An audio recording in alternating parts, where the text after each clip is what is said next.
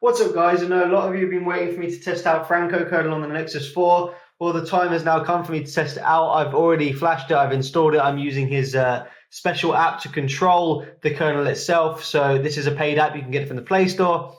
Let's go in and check it out. So the first thing I really like about this app is you can actually flash the kernel from within the app and you can stay up to date with the latest updates. If you click into it, you can see here my installed version. The installed nightly version is 72, and you can see the latest nightly version is 72. So I do have the latest version. You can just hit download here, and it'll ask you this stuff, and it'll tell you the changelog, and you can put auto flash or download zip. I just hit auto flash, and it did it all for me. Restarted. Now I've got Franco kernel. Kind of nice actually there. There's also a feature to back up your kernel and restore. So if you had stock and you had this app, you could back up your current kernel. You could back up the stock kernel and restore it if you wanted to go back.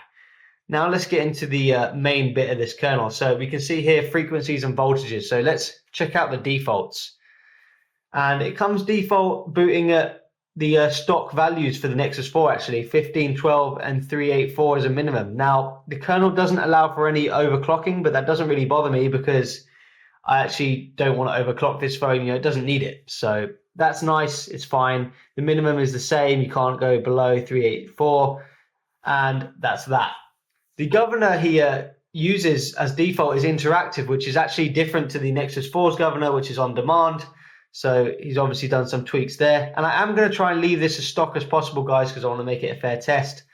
You've also got the, you can change when you want cores to come online. So you can see here online all cores threshold, online a single core threshold, offline a single core threshold.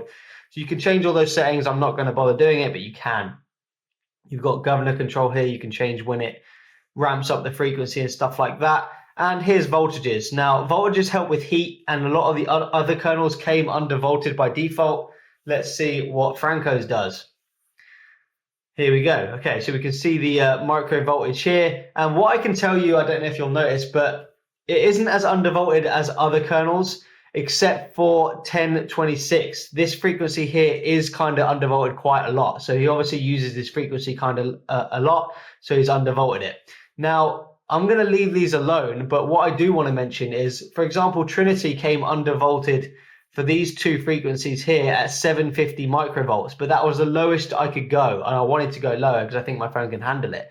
Now, Franco does in fact let you go lower, and I can prove it here by putting, for example, 730, and you can see it does in fact stick. 730 microvolts is now for that frequency. Now I don't want to keep it at that because I want to keep it as the defaults of what it came at, even though I do think it can go lower.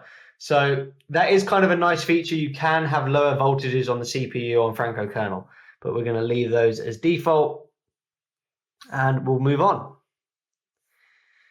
Okay, let's check out the custom kernel settings here. You can see the IO schedulers deadline. You do have different options, but that's the default one. Haptic feedback control like most other kernels here, and you've also got the thermal throttle threshold, which is 70 for the CPU, and I'm not going to change it because it's probably a safe thing. F-sync, turn logger off. This will help logger. This will turn the logger off. Possible performance, battery improvement, even minimal app debugging won't work with this enabled. So I'm going to leave that. I mean, normally I would probably tick that because I'm not really interested in logging stuff, but I need to leave this on default settings. Otherwise, it's not really fair. And you see, you've got some other stuff here. That's all default settings there.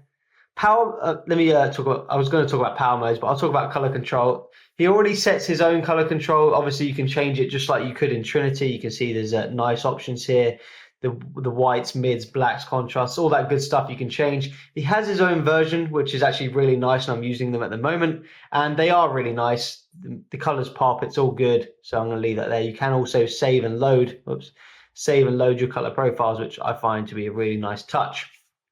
Now, power modes, theoretically, it means you could kind of make a power saving mode, which I tried here, battery saving, but when I click it, it just crashes, so that's not working. I'm not sure why.